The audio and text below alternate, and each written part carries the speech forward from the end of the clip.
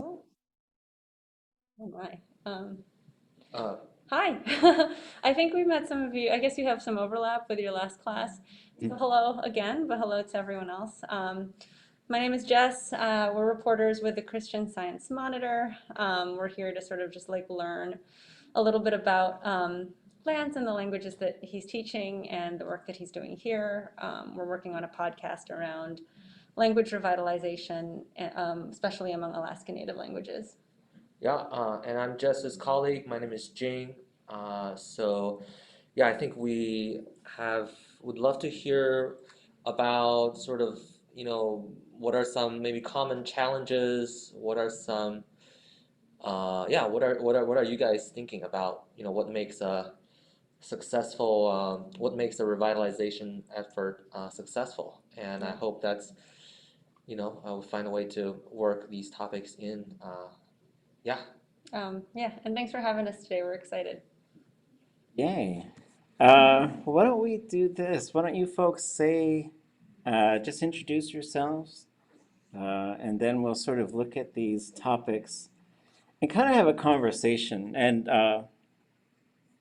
first, I want to say Gunshish to the class for being flexible. Monday and Tuesday, I was in an all-day session with 60 Indigenous educators from North America and one from Aotearoa, the incomparable and amazing badass Auntie Linda Smith.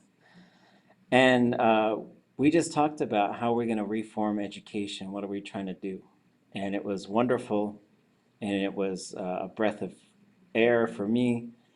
But then I also want to sort of take some of these energies from what we were talking about those last 2 days, and I want to talk to you folks about the Spencer Foundation.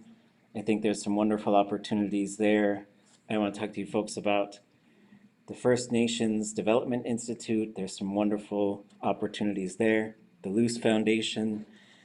But I want to have those conversations next week. Well, all this stuff is related. Like I'm trying to sort of get a whole bunch of stuff, share it with you folks, and sometimes it involves sort of going to some of these larger meetings and talking about what they did in Aotearoa and what they did in Hawaii. And Keiki Kawaii is an amazing scholar and developer of language programs. So she is uh, the dean. I think they call her a director, perhaps, but she is the director of Kahaka Ula o Ke'ilikilani, the College of Hawaiian Languages. And while I was studying there, I went into her office. I said, can I meet with you? I want to talk about some stuff. And she said, yeah. So we set up a meeting, and I went into her office, nice big office. And she pointed towards the desk. So she had a desk that she works at that has a nice chair on the other side for someone to sit down at. She says, are we going to work? And then she pointed to these couches, and she said, are we going to talk story? I was like, let's talk story. I want to sit at a desk. Let's just chat. So that's our intention here today, is kind of collectively also take a breath. I know we've done a bunch of readings, we've had a bunch of discussions. Some of them have been fairly intense. And as we really talk about like a future that's radically different than the way things have been going, then we have to sometimes stop and just sort of check in with each other and make sure we're building that future. And I do think a part of it is establishing a couple more statewide entities so that a class like this is actually like a regular thing. Like we are just regularly meeting, checking in with each other, having these opportunities. Because we're constructing a whole new reality. But I was sharing a whole bunch of thoughts yesterday and the day before. Uh, I was just like, kind of being a clown through the whole thing, but I was also trying to just use humor sometimes to talk about some of the things that frustrate me, which is combating racism, trying to put an end to genocide, trying to sort of look at bringing our languages back to places of prestige and just sort of destroying the colonial mechanisms that are attempting to destroy our peoples. So sometimes I use humor a lot for that, and I'll say the title of our book should be Bustin' Suckers with throat punches, and I'll say stuff like that and get people laughing. But just sort of like some of the work that we have to do is there's a reality where our languages are gone forever. And we're trying to push back against that reality. And sometimes that does involve just sometimes laughing and taking a break, and then sometimes taking a breath and just sitting down and talking. There was a guy I knew who was Ojibwe, and I really valued chatting with him when I was an undergraduate because everything was so fast. Like you had deadlines, you had papers, you had stuff to read, you had all this work, you had to go financial aid and your tuition and student groups and on and on and on. But whenever I sat down with him, it was always such a relaxed conversation. Like even like I felt like he deliberately talked slow when he was around me, probably because I was just drinking giant things of coffee and talking way too fast and trying to do everything. So the goal here today is just to be relaxed, share some ideas, share some thoughts, and just have an open conversation about language revitalization and building language movements. And that's our whole goal, is to build a movement. For me, revitalization is the act of making more speakers than you lose and to push your language back to power and use. But a language movement means you have an unstoppable force. And I think for a lot of our languages, we know we don't have an unstoppable force yet. If something were to happen to one or two people, whole dang thing could fall apart. But we want to have it so that it's something that you just couldn't see it falling apart. Like that, it just doesn't seem possible. And it's always probably possible just because colonialism is a big old ugly thing. I like it. There were some Navajo folks, and I'm like, it's a monster. There are other folks from Southwest who are with us. They're like, it's like we got stories about monsters. I really like that idea. I'll share a Kushta story with you guys maybe later. So let's say hi to our guests, and let's just have a little conversation. So however you want to introduce yourself, where you're at, what kind of language you're working on, and then we'll move into conversation, maybe thinking about like what makes programs successful and what kind of challenges are we facing. Okay, whoever wants to go first.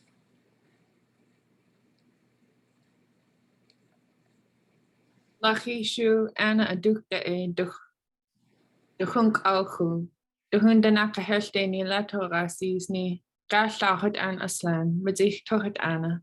Danaka Hidodaga Tatsushing get Yukatangish Duhash too. Ak Kwan Ani Kachi Yetiach Nishi.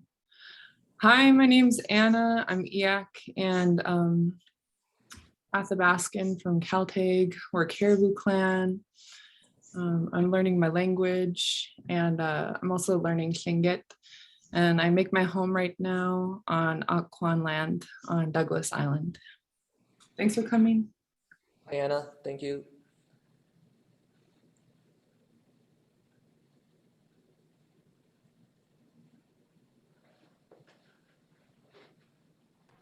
I can go next.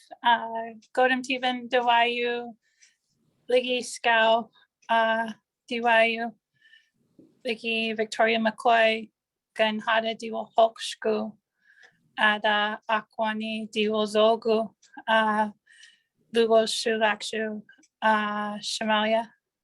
My Tsimshian name is Godam Tivan. It translates to Heart of a Sea Lion. My Haida name is Scow, and my English name is Victoria McCoy. I'm of the Raven clan. Currently, I'm living on Akwan Ani, and I'm studying the Tsimshian language, the Gondoiksham. Good to meet you.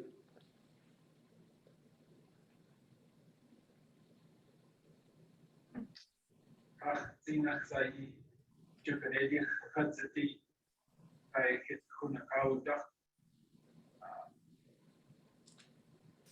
is Zine studying Tlingit language in the Hayuk Day program. I also live here in Akwan from your house in Puna. The heart of your Sheesh. Good to meet you, Herb. I think he's working on a technical. Oh. Yeah.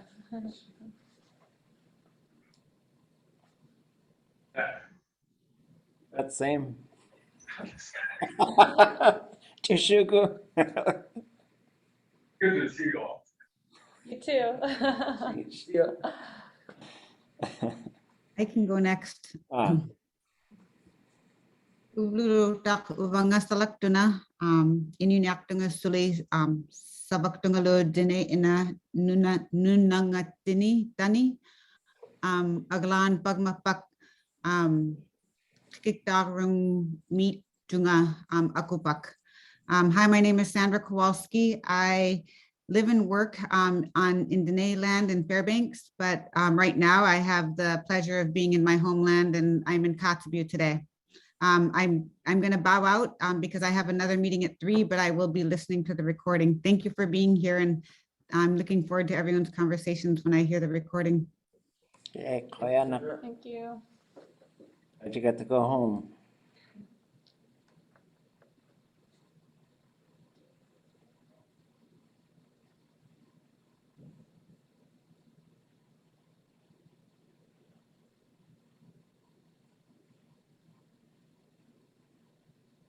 Well, that's 4 out of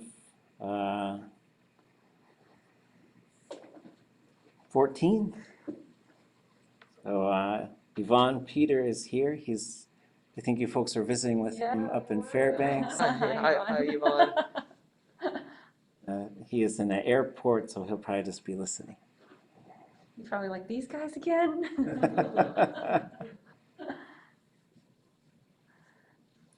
Okay, who's next? I could go. Okay. Sandra Hinut had Kisti Kiang, Andrea Peel Hinuya Tade Kis Kiang. Siaplin is Kian Hikta Handleist Us Duijung. Hikta Handlei is Us Nagen. Di Hatagen had Kiss Katang. I said my Haida name is Sandra. My English name is Andrea Peel. I'm from Seattle and Heidelberg. I currently live in Heidelberg. I am Haida and I'm studying the Haida language. Good to meet you, Andrea. Likewise. Wow. It's 8 left. Let's go.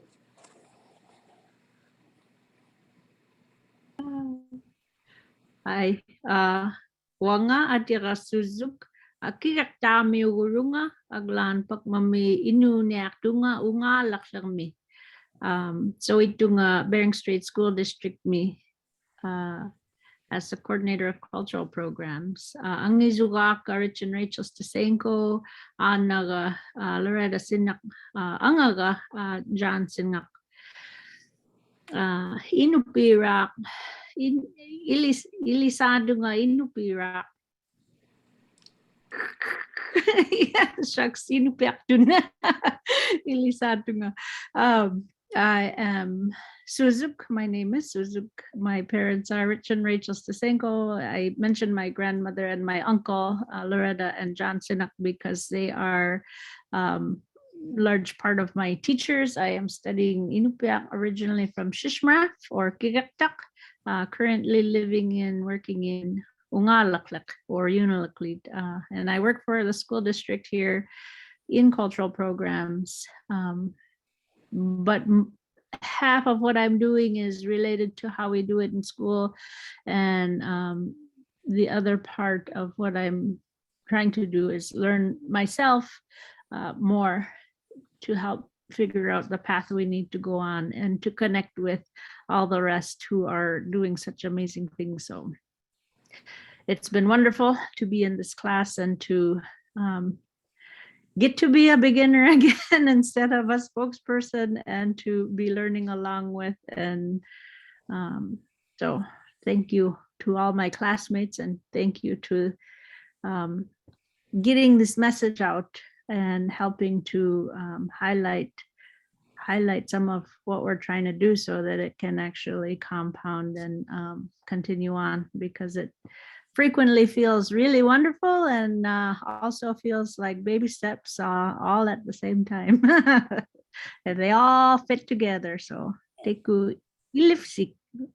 Thank you, everyone. Thank you.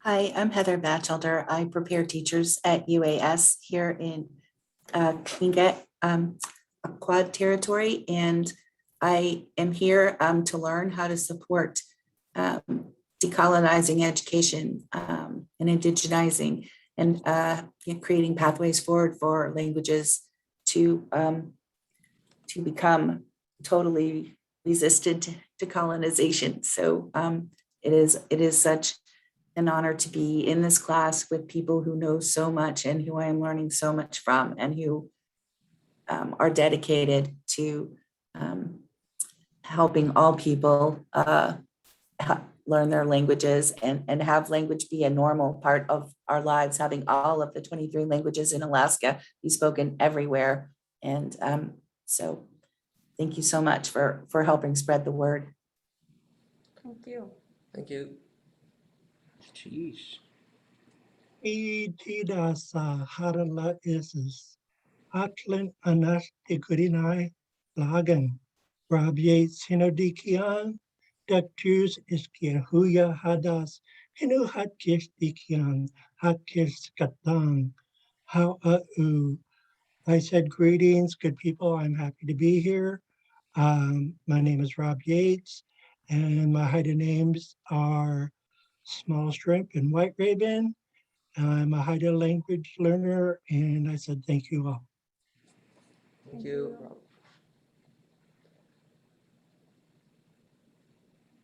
Oh, it's only a few left. Ja, Kuginktu Hinadiki on Gats Akas Gusudi Kwawagan, Stoutold Plugwang Khandlai, Stushui Junk. Hi, my name is Lauren and I'm from Juneau. Hello. Hi, Lauren. Ah,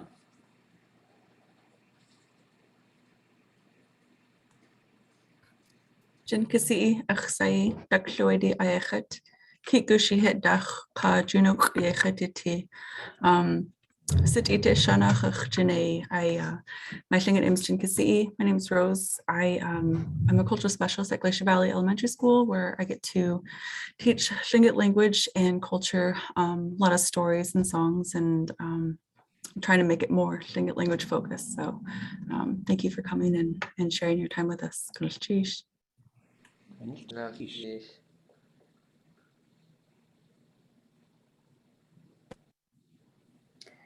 Slawasang, I can go next. Di uhat agin, gian slingadagen. Tukshak hinu di had kiss is gian slingit di kiang. Serapil di yatsatai di kiang. Guts akas gustu di kwalagen. Higda handlai stu di egen. Wayat stout all tlugwang handlai esusnagen. I said, I am Haida and Tlingit. I am from Heidelberg, but I'm living in Juneau, and my Haida and Tlingit name is Tukshak A, and my English name is Sarah Peel. Howa, or thank you.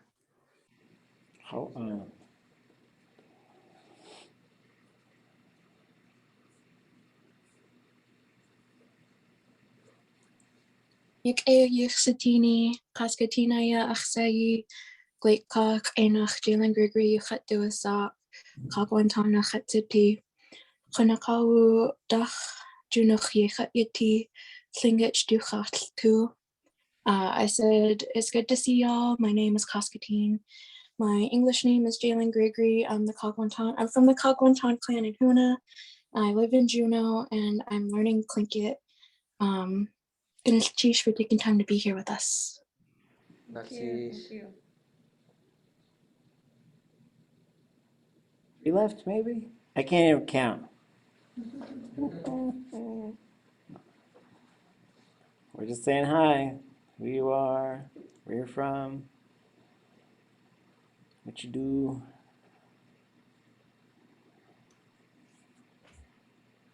Hello, I just rolled in a little bit late, so I need to introduce myself. Hook Yung Stewayu, Simshianu, Ada Gitsbutwada, Diptegu, Zuno the Akwan, Ani, Dilwatku, Adatzogu, David Roger Lane, Dewam, Gumshwamp. My name is Hook Jungst in Simshian, and I study the Samalgek language. My English name is David Lang, and I was born and live here in Juneau. So, Direction, thanks for joining us today. Direction.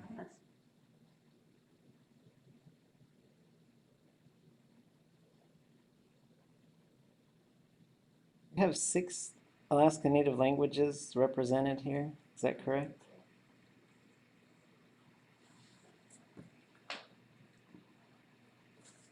Tlingit, Haida, Tsimshian, Koikan, Gwich'in, Inupiaq. Did I leave any out? I would include Iak. Oh, geez, Yak. Yeah, and we're in some conversations as well as what role should UAS play in EAC language revitalization, which we've been in those conversations for a while, and I'd love to make some connections with the people and the community and the folks who are working in EAC, which includes Judy Ramos, who works at UAS now, and to start offering some courses and start figuring out how we can play a role in revitalizing the EAC language. So I can tell you guys a series of strange stories here. So while we were lobbying for Alaska Native languages to be included as co-official languages of the state, there's some really weird things that happen. I think the metaphor is you get to see how the sausage gets made. I think they talk about that quite a bit when talking about politics. So there was, it's recorded, I'm just going to say it. There was a senator from Fairbanks named John Coghill who kind of emerged as our primary opponent. So when the idea went forward, it went to a committee, and this committee had a representative there who spoke Greek, and it was just like a love fest. Everybody just loved the idea, being inclusive, including Alaska Native languages as co-official languages. And that was the first committee we hit, and I'm gonna try and be brief, but I don't know if I can. So I was driving, they asked me to be the first one to testify on this thing. They says, your idea, you should be the first one to testify. I says, okay, we gotta be there at 8 a.m. I think it was February, it was icy, snowy. I'm usually late to everything, as everybody here probably knows. And I was on my way, but I was gonna be on time. But then a beloved, wonderful elder, Kasech Selena Everson, called me, and she said, can you come pick me up? I'm gonna come. I said, of course. Where do you live? She's like, I'm in South Douglas. I was like, okay, I'll be right there. So I'm trying to go fast. I go pick her up. She was quite elderly, and I didn't want her to walk up the stairs, so I drove up the hill behind the Capitol so she could walk straight in. And I says, okay, I'm gonna pull in there. So I go and I turn down, and I start driving down the steepest hill on earth, and my truck just starts sliding down the hill on ice. And I was going very slow, but I was able to turn it and be able to bump the curb. But then I was trying to figure out how I was going to get off of there and get down this hill and be able to slow down and stop and park. And I'm minutes away from having to testify. So then the street in front of me, I see they're walking kids to a daycare. So I was like, oh, of course, I'm going to murder a toddler on my way to do this thing.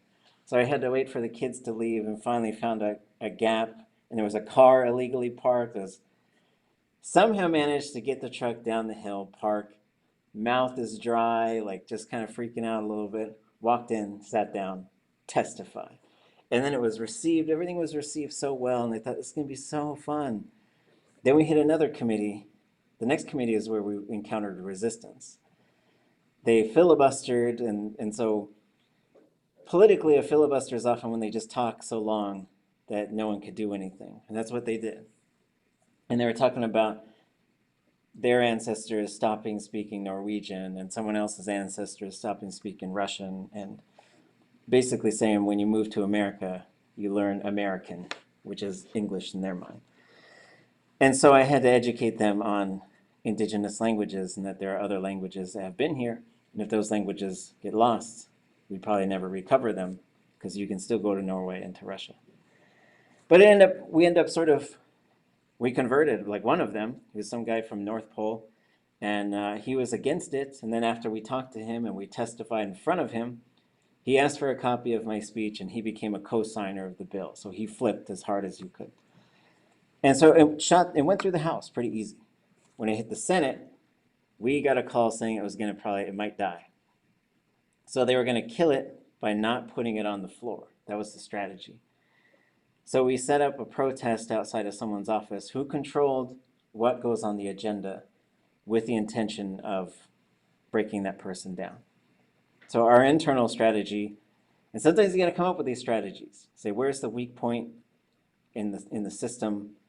And even if we have to destroy somebody's political career potentially, we'll do it because this is something that we're going to do. So we sat outside her office. We had probably 100 people line the hallway. We're singing. We're doing all kinds of stuff. Someone comes out and says, they said, well, she's going to put it on the agenda. So you guys can all go home. And I said, well, there's the agenda on this TV screen right here. As soon as we see it, we'll go upstairs and wait until they put it on the floor. We're not going anywhere. So I think we had to confront this guy, because then someone tipped us off that Coghill was the one who was our main opposition. And I went into his office, and he wasn't there, but one of his aides said, well, what the senator wants, instead of it being an official language, he wants it to be in this other part of the statute with like the state dog and the state flower. I was like, oh, like we're a trinket on a shelf? No, that's not gonna work. We're just the same status as English, and that's what you need to know. And luckily, he encountered Liz Medicine Crow, who I think intellectually destroyed him, because he said, what a lot of people don't understand is when you write a law, there's long-term implications. And I don't know why I should be seen as the bad guy just because I ask hard questions, because a lot of people don't think about the long-term impacts of the law. And so he said that to her, and she said, that's why I went to law school. And it was a really fun, I wish I was calm and I was like taking pictures, but if I wasn't calm, I would have gone, oh, something like that. But then she said it again, and then she said, I also don't like when people say, I'm just playing devil's advocate and asking hard questions. You should just own your actions, and you should just say what you're doing, and just say you're not playing any kind of advocate. You're just being yourself. And so we were there. It was Easter Sunday. We were there all day. Then later in the evening, we were trying to really put pressure on this person. And the current chancellor of the University of Alaska Anchorage is Sean Parnell. He was the governor at the time. And I was trying to find this lady so I could keep putting pressure on her. Her name was Liesl McGuire. And I was talking to some people, and I said, where'd she go? And they said, oh, well, she spoke in favor of raising the minimum wage. So the governor is politically destroying her in this other room. I was like, really? Yeah, it's horrible. So she came out of that room, and I was trying to get her attention to say, hey, you should put this thing on the agenda, just reminding you. And she's crying. And so I was like, hey. And she looked at me with tears in her eyes. So I said, be brave. And so I left her alone. I was like, I gotta leave her alone. I'm gonna bother her. But there was someone from the House who was really in favor of what we did. And she was Alaska Native, and she was a Republican, and just as political things align, we're fighting against Republicans for this effort. So she was on our side trying to convince people. So she pulled this guy from Sitka. His name is Bert Stedman. I'm pretty sure this was him. I don't know all of them, but she pulled him aside, and I'm going to say some bad words here because this is what they said. I want you to know what they said. I was in the room. They could see me. I was right there. I'm not invisible. So she's there, she pulls him in this room and she says, if you don't vote yes on this, I will fucking scalp you. And I was like, whoa. And then he said, who's the great white chief of the Tlinkits? And I wanted to say something, but I also wanted him to vote for it. So it's just like, what the hell am I looking at? So I just sat there and watched. And he said it again. Who's the great white chief of the Tlinkits? Like a moron. That's a moron thing to say. I don't know. It's just bad. Bad form, bad taste. But then she said, well, if you vote for this, I will, what did she say? I'll co-sign your sea otter bill. He's like, you'll co-sign my sea otter bill? Oh yeah, I'll vote for this, yeah. I was like, what is this? What kind of stupid game is this? So like, we end up going forward. We end up defeating this guy Coghill. He gave his concession speech, which was pathetic. He stood up in this room and he says, I think this is a bad idea, but I don't have the votes. And I know I don't have the votes. There was him and Pete Kelly from Fairbanks, the only two who voted against this in the entire state of Alaska. And he said, if you try to make the languages equal, you're just going to have racial tension. That's what he said. Yeah, and I want you folks to know this because I want you to know how to have political strategies when you need to. And I want to make sure that sometimes you got to go around them, sometimes you got to go through them, and sometimes you just got to go right over them. And I want you to know how to have those strategies. And that's some of the stuff we're talking about these last 2 days. About like, you don't always have to wait. And I'm tired of people saying, you just got to wait for these racist faculty members to retire. And I'm like, that's not good enough. I'm gonna have young people come here in this program. I'm gonna have adults come into this program. I'm gonna have my kids someday come into this program. No, I want it to be a zero tolerance for anti-Indigenous racism, especially if it's upfront anti-Indigenous racism. And this stuff like 1940s, Elizabeth Prachovich and others, the ANB, the ANS, Roy Prachovich, Frank Prachovich, on and on. AP Johnson. And they said, you can't put up signs that say no natives allowed. And they said, well, if you put the races together, what do you think they said? You just get more racial tension. And when I heard that Coghill guy say, I was like, I don't know how to do the math. Was it 80 years, 70 years? You can't think of one new thing to say? Blech. Yeah, Alaska should have a racism tax. Ugh, I'm all for it. So you're in the special category. I want to make racist rafts, and we just put them on a raft and push it out to sea. That's the point that I'm at, but okay. I thought I'd share that just to sort of get us thinking about what I want to encourage you all to do is to make the bold moves. Paul Berg came to visit one of our classes, and he did a lot of work with us. He should have a lot of credit for the bill passing as well. When we were kind of stuck in one of these committees, he called me, he said, hey, I've been watching this thing, and I just want to know how I can help. I'm a white guy. They will listen to me in different ways than they'll listen to you. And we all know that. So he said, use me. Tell me what to do. I said, well, Selena's taking this approach where she's talking about boarding schools and having her language limited and prohibited and the pain of that. And so she's tugging at the heartstrings. And I'm coming at it from an equity perspective and talking about social change and talking about accountability and yelling at people and destroying their arguments when I have to. That's my approach.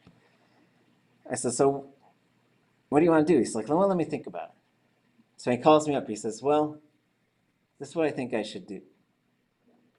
I was in Vietnam.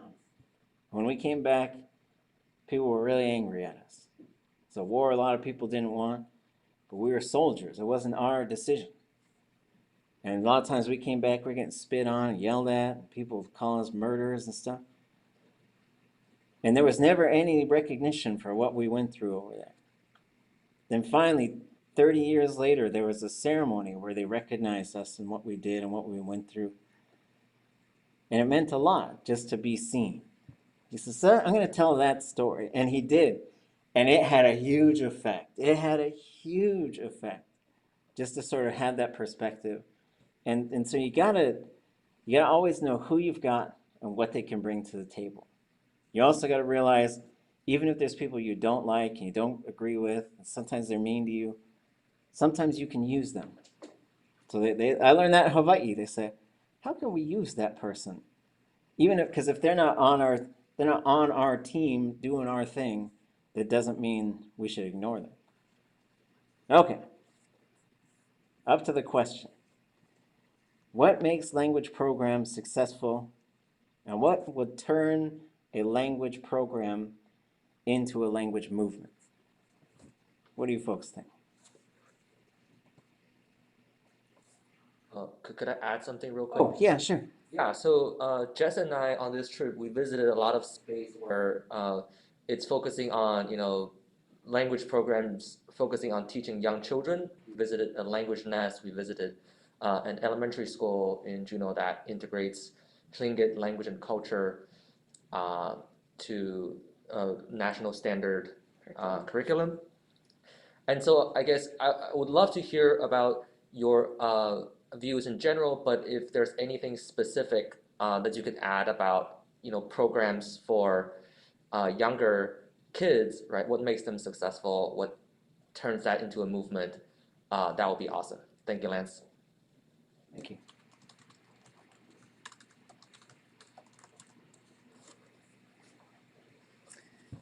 Anybody have any thoughts, or do you folks want to do you folks in Heidelberg want to share what you're doing as well?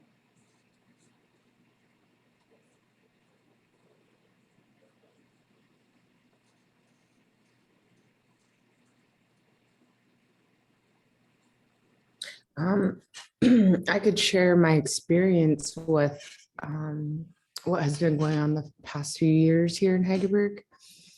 I think this might be the third year now that they have opened an immersion preschool.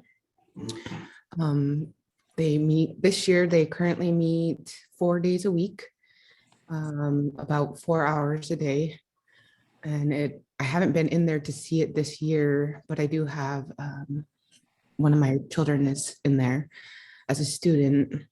And then I have another son who has graduated from there. But it is basically preschool in language, and it's Montessori based.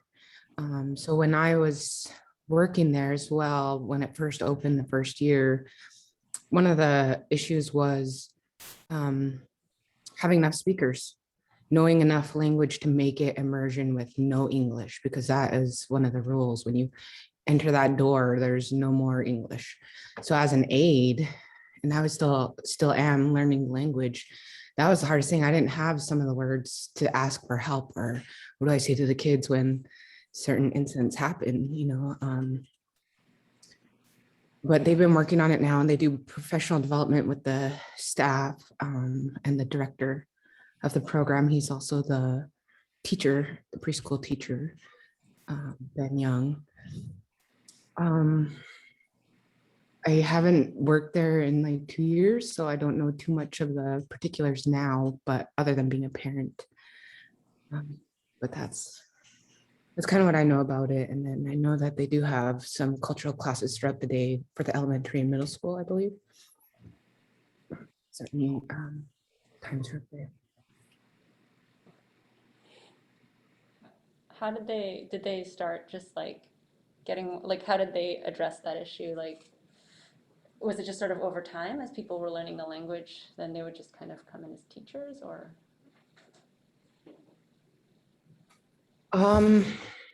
Yeah, when it first started, the first year, that's when I was an aide there as well. We would have 1 day a week where we worked on professional development, and then we'd kind of have like our homework or whatever. Personally, the way I handled it was I had a notebook in my pocket.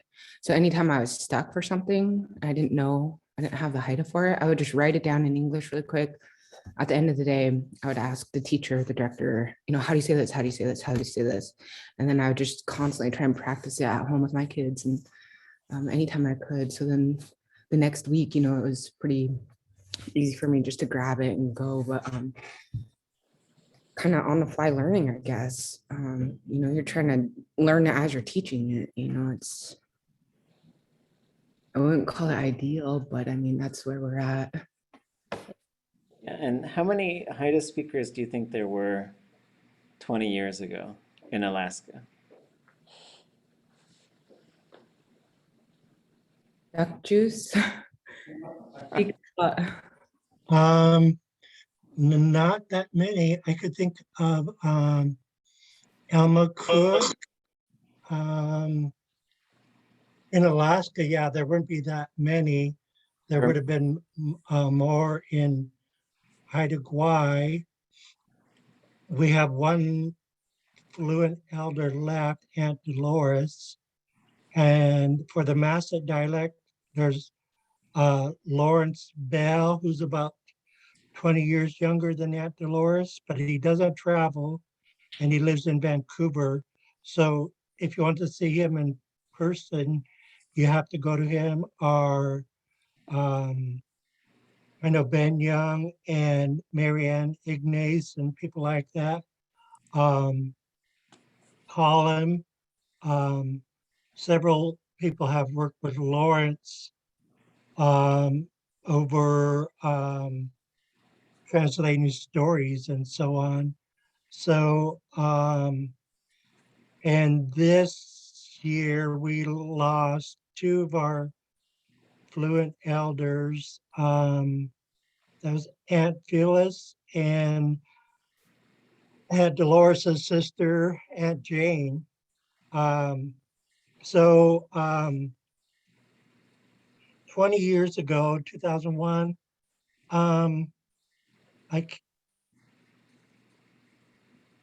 can't add a whole lot of Alaskan Haida speakers. Go ahead, Sandra. I was going to say, just to put a rough number out there, 20 years ago, I would say maybe between 5 to 10 speakers of. Yes, maybe 10. There was Irma, and there was a few other. I know there's a couple others in Michigan, but then it's down to like one birth speaker now, and then this pocket of second language learners. And so if you look at these kids, like the reality is those kids could conceivably make it 10 times as many speakers as there are right now if they go through and they sort of carry it on. And so for Haida, just sort of looking at what's going on, and then in Haida Gwaii, there's not a whole lot in Haida Gwaii, and so, but they do have language programs down there as well. And I know, also sort of touching on our experiences with the Tlingit language nest here, we had a refrigerator and we turned it into just a dry erase box. So on the front, where you can open it, we would write our menu for the week. And so it'd be in Tlingit, write the things that we're going to eat. On the side that was facing the children, we would write phrases that we're hearing them say. This is what we're hearing them say most commonly. On the side they couldn't see, where we're writing things that we need to figure out how to say.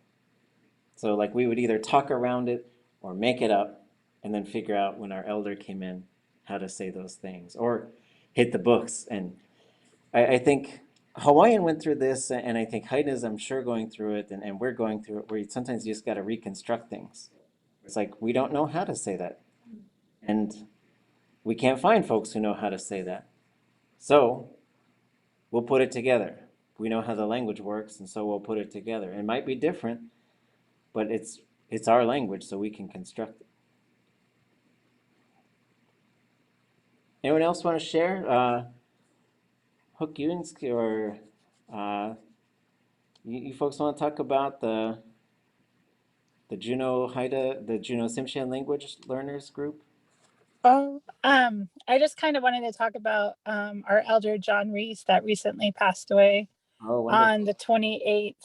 I worked with him for when I was pregnant with Devin, so Devin's going to be 8 this year. So I worked with him a little over 8 years, and I would just go up to his apartment every morning before COVID and go sit with him for a couple hours, and we would work on the Shemalia language. When Devin was a baby, I couldn't really understand what he was saying. I knew like some vocabulary words, so I could write it down and then figure it out later. But as time passed, we could talk for like up to an hour and a half of speaking Shamalia. We had a rule when I walked into his house that I wasn't allowed to speak English. So everything that I needed, I had to write down. And if I forgot, then I would get in a lot of trouble with my elder. He was really big on pronunciation. He wanted me to say it correctly so our relatives in Canada could understand me. But it was a really precious time, and he passed away on the 28th, so just about 2 weeks ago. So I think we only have, in Alaska, I'm not sure if we have any first language speakers anymore, because Donna Mae Roberts lives in Washington. So he may have been our last first language speaker in Shamalia. Is there one in Metlakatla maybe? I don't think so. Davy Boxley is a second language learner. He's pretty much almost fluent, but there's no speaking elders left in Taquan. No, and he's started working with folks on the other side of the border. I don't know if it's a direct mentorship, but I know he's working with folks from the Samagek Language Authority over there. That's to right. continue the work that the elder that they were working with, who passed, I believe, last summer. I think that was the fluent speaker that they were working with, had just passed recently. Yeah, just piping in on that part. Right. As far as our Juneau language group, Yagwadip Sualauska Samalgek, or just kind of known as the Juneau group, we've been consistently meeting for the end of this month, or a little bit in a couple of weeks. It'll be our 6th anniversary. So we're really looking forward to celebrating that. We started off in person, and then with an online element where we would have people join us via different types of, we did, I think, through Facebook, and then there was one through Google Hangouts. We used that for a little while, but once the pandemic hit and we had to switch everything to online, Zoom really helped the group actually blossom quite a bit. And with everyone's Zoom fluency going so far up, a lot of people that, from outside of the area, outside of Alaska and Canada, all over, started to join us and join us consistently, to where we started to go from more of a talking group to having a sort of 3 levels of our time together, where we start out with language and grammar, like a lesson, and then talking circle time, and then immersion time, if it all works out. And we've had great response. We don't charge for anything. We aren't funded by anybody. It really is just in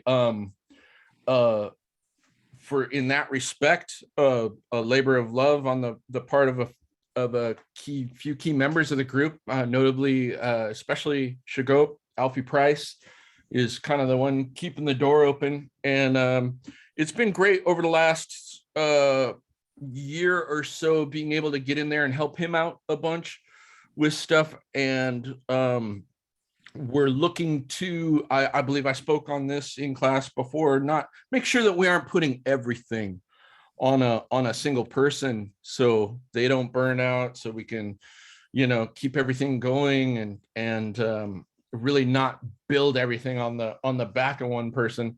But yeah, the main thing is really just the consistency of giving people the place to go.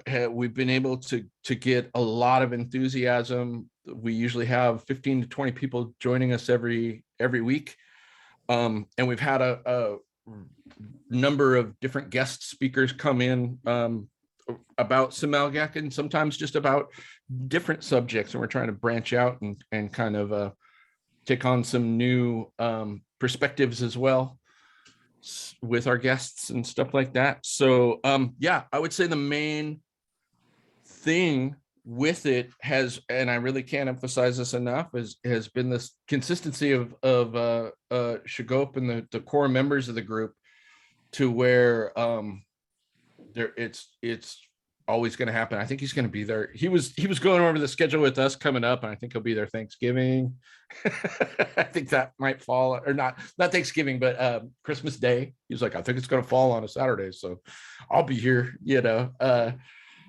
but yeah, that consistency and giving people a place to go, we've noticed more and more, the less local we are, the more successful we are, in all honesty, which is a really interesting thing to be a part of. So, direction. Yeah, the other thing I wanted to add to what Yates was saying, that Shagop also works with us Monday and Wednesday. Monday we get our worksheets ready for the Juno group, and then Wednesday he meets with us for an hour to do immersion. So Shagop, he keeps us really busy. No, this is the work is so cool, and it's so amazing. But even as folks were talking, I was curious, like, in terms of learning from each other across programs and across languages, like, how recently has that been happening? How helpful has it been? And like, how has the actual diversity of the languages kind of contributed to some of the challenges of building up these movements, I guess?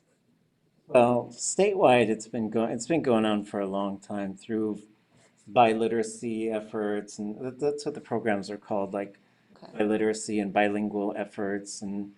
But it was kind of would piggyback onto these sort of ideas of like all languages, and so it's usually part of these world language programs, which is kind of interesting, because sometimes when you put things like that together, it's like Spanish is fine, and Russian is fine, and French is fine. And by fine, I mean they're not going anywhere, right? And so we have these critical crisis moments, and so it's a bit of a different thing. It's sort of like some folks are going in to get a manicure, and other folks are going in because their heart doesn't work, And so, but then we sort of started. Then those efforts sort of stopped. And then a group of us, we started looking at the Alaska Native Studies Conference, which was happening every year. And then we would have a language group that sort of went.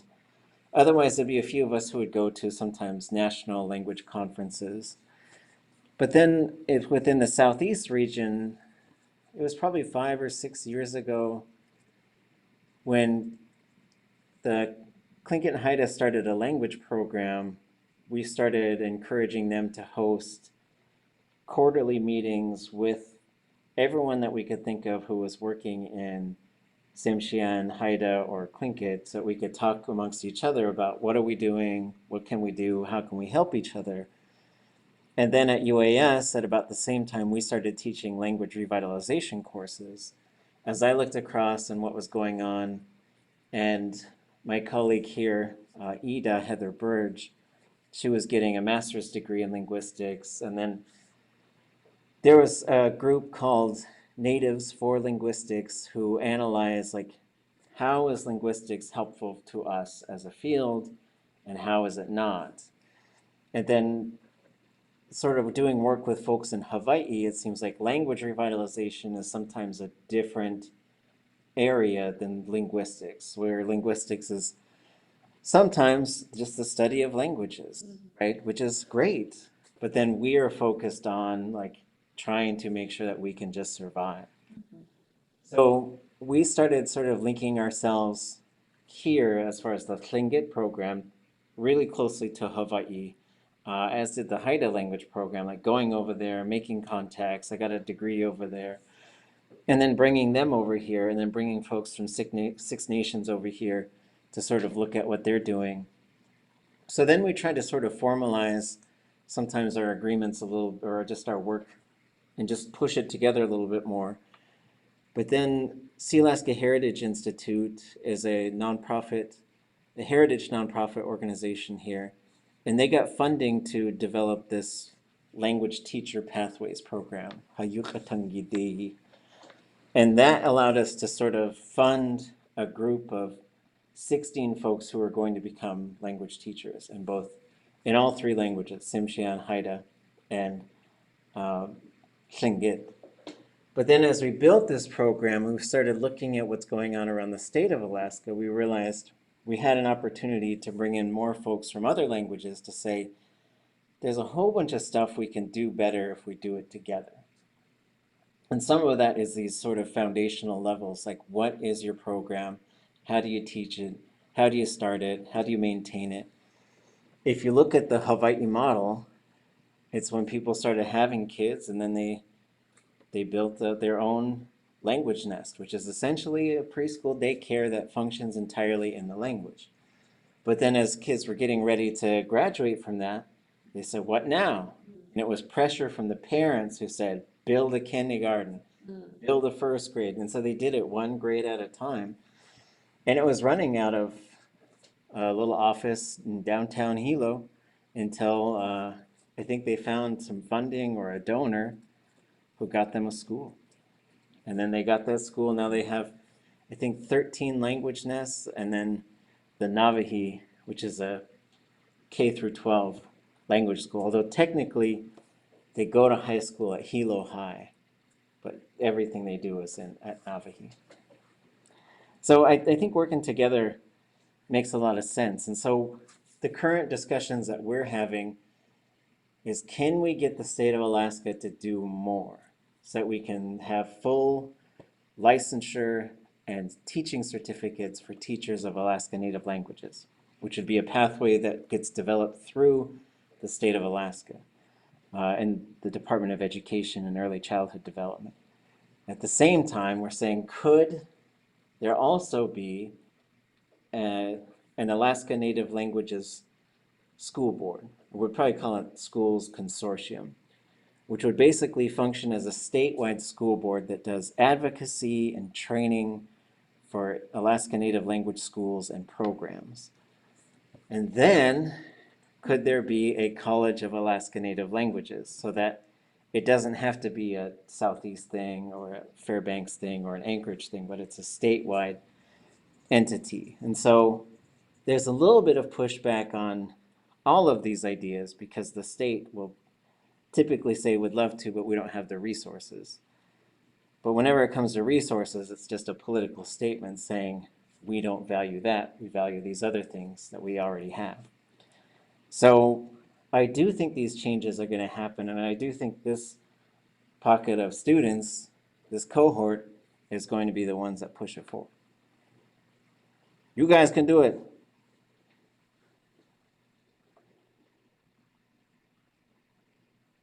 How about Suzuk? Can we hear about some, and even though like we're here, like you don't represent a single language, and also for your 30-year language, like I'm not asking you to write this is, and like drop the tomb in front of all the language people. Do this, I brought it from the mountain. It's nothing like that. It's just like, in your opinion, what should happen over the next 30 years? That's all. But Suzuk, you want to share what's going on with Inupiaq in your region? Well, we're kind of just starting to get our feet under us. There had been wonderful, excellent efforts back in the past. And my personal opinion is that at the time when the masters, those folks who just knew what they were doing and how to do it and what needed to be done, they were the ones met with the resistance, with policy that wasn't supportive. And so now we've got this second wind, we got this breath of fresh air, and we still have access to some of that, but we're also kind of real young, young and inexperienced and bright-eyed and excited, but the depth of our knowledge is so shallow.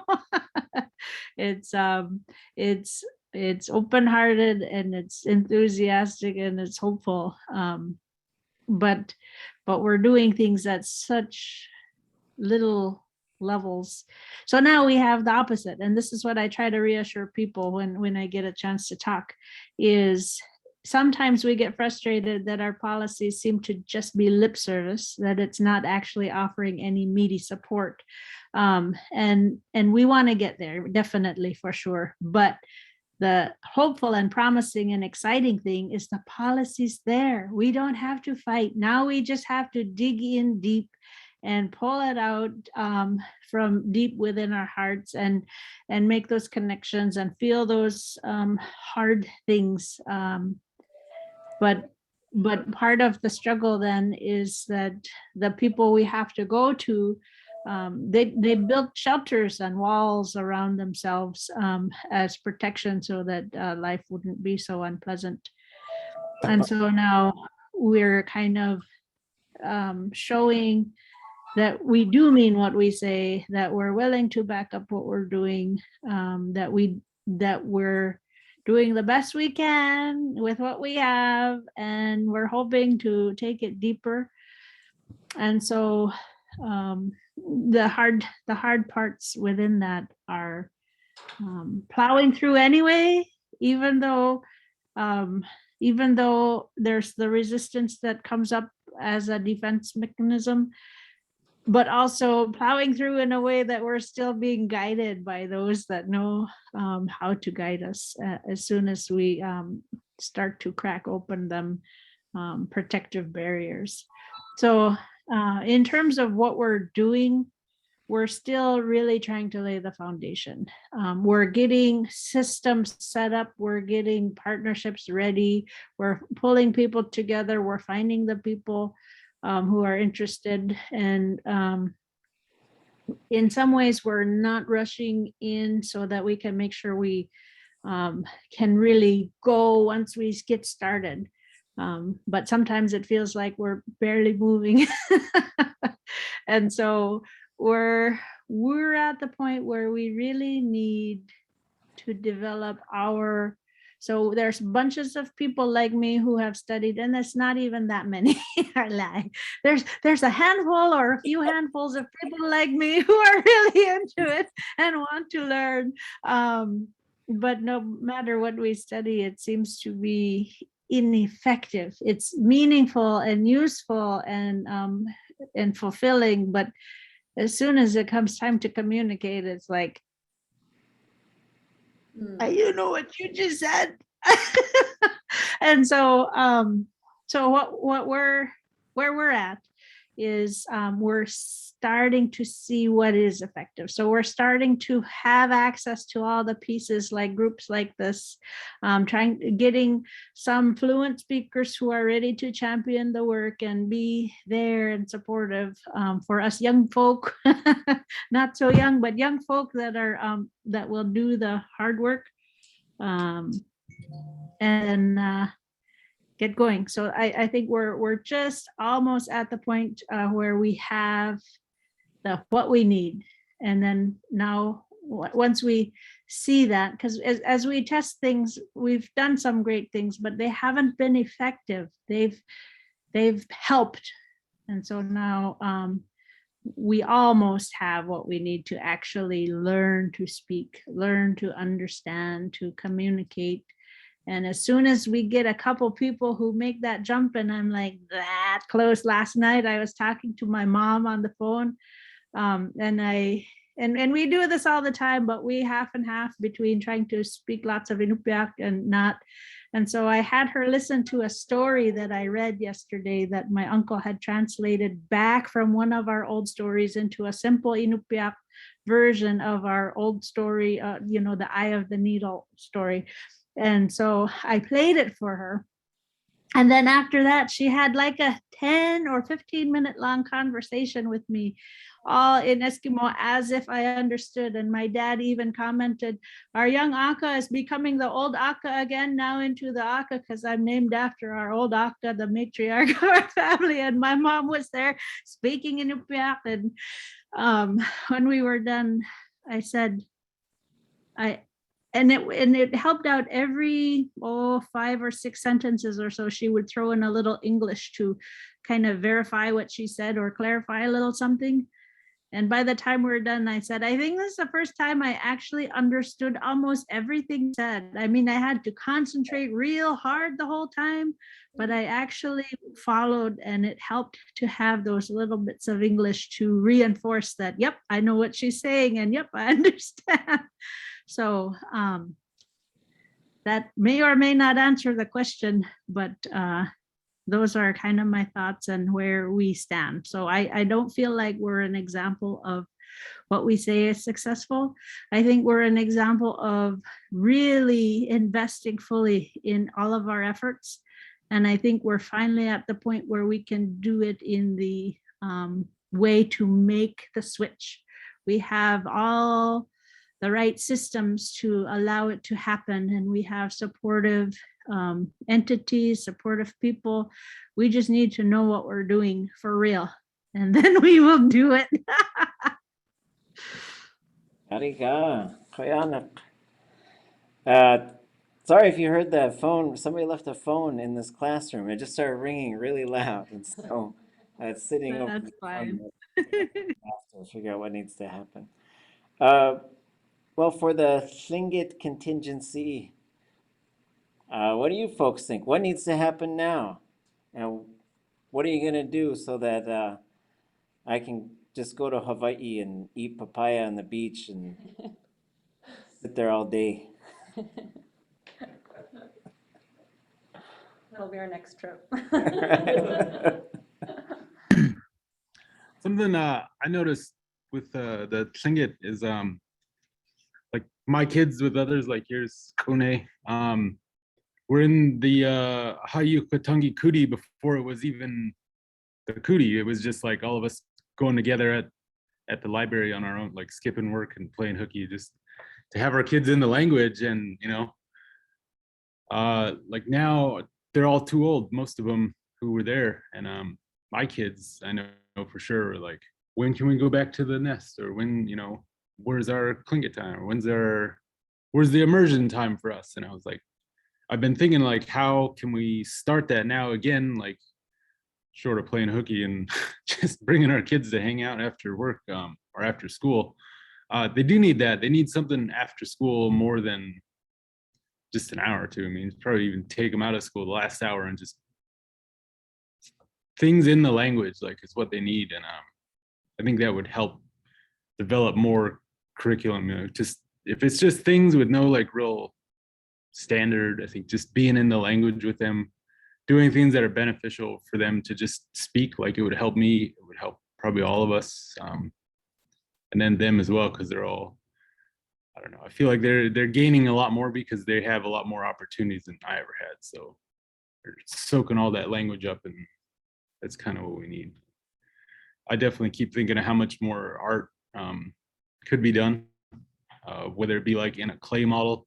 I was talking to this artist and he was saying about yauk, like a little dugout. He's like, take a carrot, like the big thick carrots, and you can have kids carve out a little yauk just like that. And he's like, and if they mess up, eat it. if it looks good, eat it. It's just something to practice. And that's one way. Same thing with like a little model kutia or something, or anything. You carve it out with a carrot or other foods. Just things that'll keep them busy, and it'll keep like our culture in what they're doing.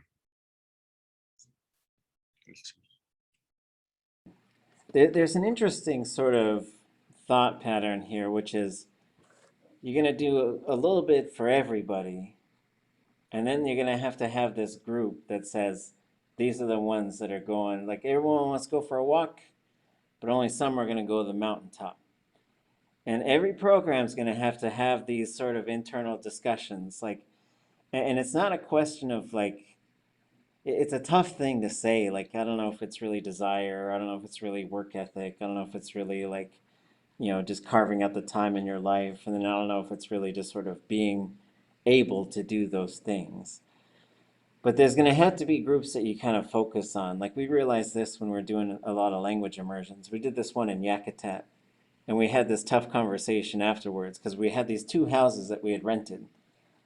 And everybody would hang out in one house and then go back to their house when it was bedtime. And I said, we should have been using both of those houses.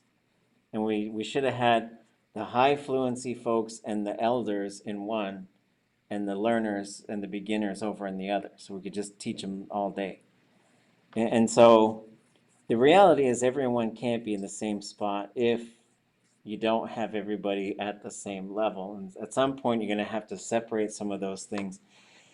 And I've had some of those conversations, and we're still having them with folks at TCLL. It's like, is there like an intensive, concentrated version where it is fully in Tlingit? And so that they're, but that's going to require more resources and more shift. But at some point, you're going to have some of this stuff too, no matter where you are and what kind of program you're building. There's going to be the something for everybody. Then there's going to have to be the fast track because we got to make some speakers. We got to get them going. And the way you do that is by creating these areas of use where the language, just like Godum Tibum was saying, was once you cross that threshold, it's all the language. You just leave that English at the door. And then, and so if we can create some of those areas, and the young people will get used to it, and the not so young people will get used to it.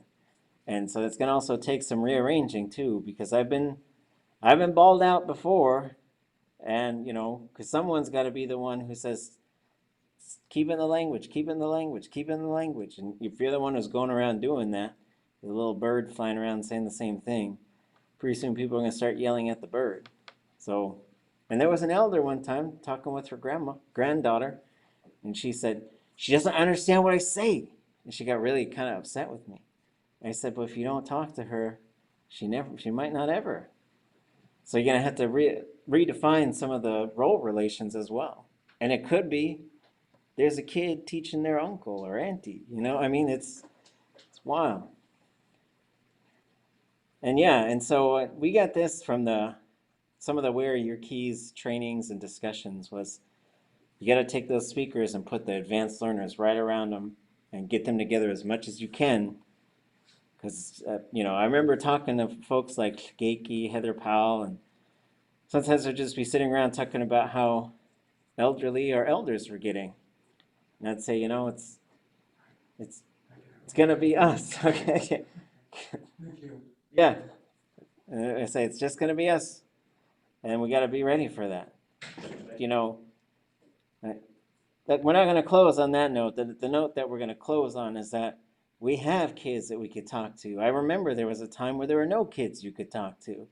And that was fun. I could ball kids out and sing it and tell them stories and tell them jokes and get them to sing songs and do these things. And being part of this thing that where the corner is turning, that's critical. Like that's what yesterday I was saying. You're the dreams of your ancestors. Like just think about those things. Like all the people who wanted this to happen. All the people who maybe thought it might not ever happen. So every now and then you got to stop and just sort of realize that you're part of this and that there's strategies that work, and there's sometimes you got to be tough about it, and sometimes you got to just don't be mean to each other and don't be mean to the ones who are trying to do it as well. But go ahead, be mean to those racist people who try to stop you. We started off by talking about Coghill. I'll tell you, the last time I testified against him, we were trying to declare a language emergency. He emerged against it, and I wasn't there. I couldn't make that meeting, but there was this very intelligent person who was there, and I asked her, I was like, could you write down everything he says? Just not like word for word, but like get those main points and get them to me. Then I composed a counter argument, and I went, And I read, and I blasted, I never said his name, and I never looked at his face when I read it. I blasted him. And I said, you know the place you're from? There's one speaker left of that language. Who are you to stand up and say it's not an emergency? And it ended up passing. And afterwards, he came up to talk to me. He says, boy, you did a good job. But I got to tell you, I don't like having my words thrown back in my face. So I said, use better words. There you go. So go get him, smash him. Anything else before we go? I have a thought about the difference between a program and a movement, and I experienced that as a member of the Tlingit language cohort in Hayuk. Sometimes I hear people criticizing our progress as a community because we're not producing speakers or something like that. But when I think about what's being done here, it's more of a movement because it's based on relationships, setting the stage, making political space, making institutional space, creating safe space for people to have trust with each other. And within our classes, there are a lot of different types of learners and levels of aptitude for language learning. So when I think about like the 30 years of work that have been put into making recordings and making all these changes for Tlingit, you know, I do think it's on us now as the learners to start working on our own communication skills and simplifying, because I help some folks with homework, or we collaborate on homework in study groups. And what I find with my classmates is that they have an incredible amount of language in their minds, but they just need to dial it back and remember to be simple in their expression. Because I think about it as like you're on a tugboat and you're trying to transmit, you know, a message to someone far away. You be slow, clear, and simple. You know, you don't start speaking in metaphors, making jokes and similes. Like I feel like that's where we need practice as learners today. So yeah, gonna teach. Okay. Yeah. And you know, they're always. I always try to sort of figure out once I hear someone criticizing the program, right? Which you need to be open to that stuff to figure out, like, yeah, what can we do better? But then there's some people who just want to rain on the parade for some reason. And I remember I was in Hawaii and they were doing this interview with folks, and there was a big production. They had TV cameras and everything. We went to see our teacher, and then we had to wait outside. And this guy was talking to us, and he had this real hard, like, deep cave, like we have. He's like, the Kanaka. He's like, they don't speak the real Hawaiian like the Kanaka, he's saying. And I was like, oh yeah, wow, wow. So then I went and I talked to my teacher. I was like, hey man, this guy, he says, you guys don't speak the real Hawaiian, and he also has this he has this sound like we do. And he looks at me like, he don't speak Hawaiian? What's he talking about? So, yeah. And sometimes, you know, and there's a balance to this stuff. Some people are just gonna be upset that someone else is doing the thing. And then they're upset, but instead of just sort of saying, hey, why don't you come do the thing too? Like it's complex, and there's trauma, and there's personal feelings, and there's all kinds of sometimes weirdness that goes along with it. And you gotta have a thick skin. What do they say? You gotta have duck skin, is that what they say? Like the duck, like the water just rolls right off that duck. So and that's what we're here for too, though. Classes like this, a lot of it is just team building and just knowing that we're together and there's people who believe in you and there's people that will listen when you need to vent and will try not to pick on you too much. All right, folks. Great to see you. Have a wonderful weekend. Remember, we got 3 articles, so just read them all. The 2 Navajo ones and the Maori one. We'll talk about those on Monday. We'll also start walking through what your final assignment should look like. I don't want you to stress about it, but I want it to be a tool that helps you hone your vision of what the whole thing is, and what your role is in it, and how you keep building it. Take care. Oh, thanks for visiting. Thank you. Finish change. Anamasi. And we can share our contact. Oh, I guess mostly for. Oh yeah. It was, Yeah, we're thinking, once I would love to stay in touch with the class, and when our episode comes out, would love to share it with you guys. And Yeah, for sure. I'll let the folks listen. See you, folks.